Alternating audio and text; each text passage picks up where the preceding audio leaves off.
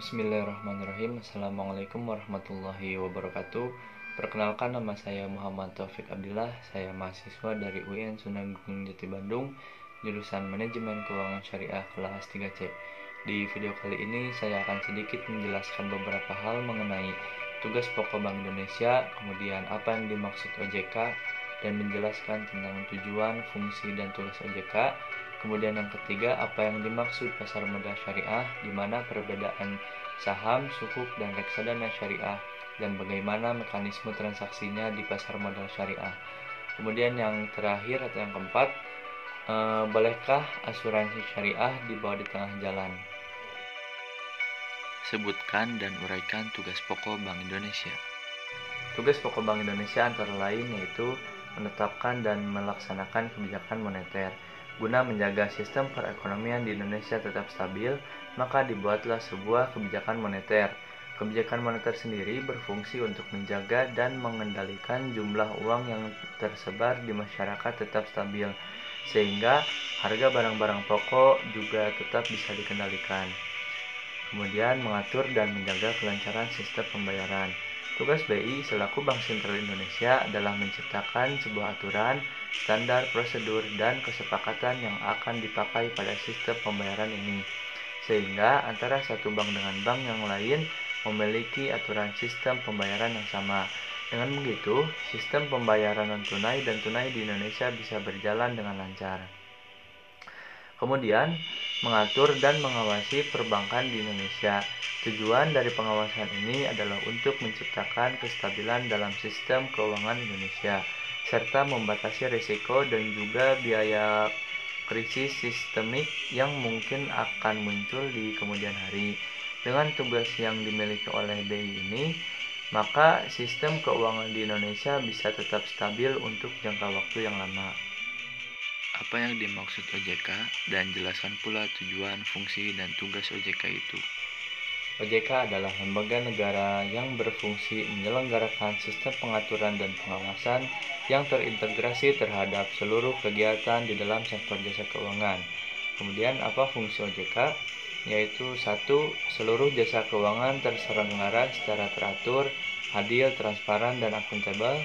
Yang kedua, mampu mewujudkan sistem keuangan yang tumbuh secara berkelanjutan dan stabil. Dan yang ketiga, mampu melindungi kepentingan konsumen dan masyarakat.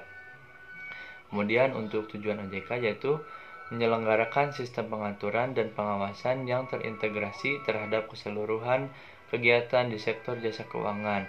Bisa dibilang bahwa ini merupakan tampuk dari seluruh kegiatan di sektor jasa keuangan negara Indonesia. Kemudian tugas OJK yaitu melakukan pengaturan dan pengawasan terhadap kegiatan jasa keuangan di sektor perbankan, sektor pasar modal, dan sektor IKNB. Apa yang dimaksud pasar modal syariah, di mana perbedaan saham, sukuk, dan reksadana syariah, dan bagaimana mekanisme transaksinya di pasar modal syariah. Pasar modal syariah adalah instrumen keuangan jangka panjang yang mengelola perdagangan surat utang, saham, reksadana dengan menerapkan prinsip syariat sebagai landasan sistem kerjanya. Kemudian apa itu saham? Saham adalah surat berharga yang merupakan bukti penyertaan modal atau kepemilikan dalam suatu perusahaan, dan bukti penyertaan tersebut berhak mendapatkan bagian dari hasil usaha perusahaan. Kemudian apa itu sukuk? Sukuk adalah efek syariah berupa sertifikat atau bukti kepemilikan yang bernilai sama dan mewakili bagian yang tidak terpisahkan atau tidak terbagi atas aset yang mendasarinya. Kemudian, apa itu reksadana? Berbeda dengan saham dan suku yang merupakan efek atau surat berharga, reksadana adalah wadah investasi yang berisi kumpulan surat berharga. Investor yang berinvestasi pada reksadana akan memiliki efek atau surat berharga dalam bentuk unit penyertaan reksadana. Mekanisme transaksinya yaitu transaksi tanpa riba, terhindar dari praktis spekulasi, hanya mentransaksikan efek syariah, emiten yang tergolong syariah, dan transaksi mengutamakan akad. Bolehkah asuransi syariah dibawa di tengah jalan? Peserta asuransi terikat dengan kontrak yang telah dilaksanakan antara pihak perusahaan dengan peserta asuransi. Maka secara detail hal tersebut harus dipertanyakan dan disetujui bersama. Jangan sampai kita melakukan penyertaan asuransi tanpa mengetahui akad atau isi dari kontrak tersebut. Karena seringkali kita terperangkap sehingga banyak yang tertipu. Oleh karena itu, maka harus jadilah peserta yang bijak. Tentunya dalam Islam ada konsep tafakul bahwa premi dengan kesepakatan untuk kepentingan bersama. Bila ditanya diperbolehkan atau tidak, itu tergantung pada nilainya. Tapi jika secara umum itu diperbolehkan.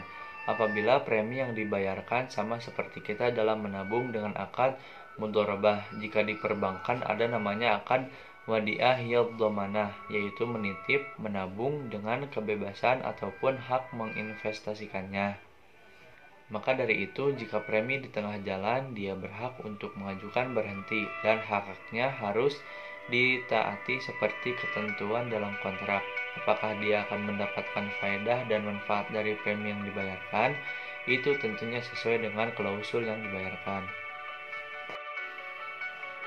Sekian sedikit penjelasan dari saya. Mohon maaf apabila banyak kesalahan. Wabillahi taufiq wal hidayah. Wassalamualaikum warahmatullahi wabarakatuh.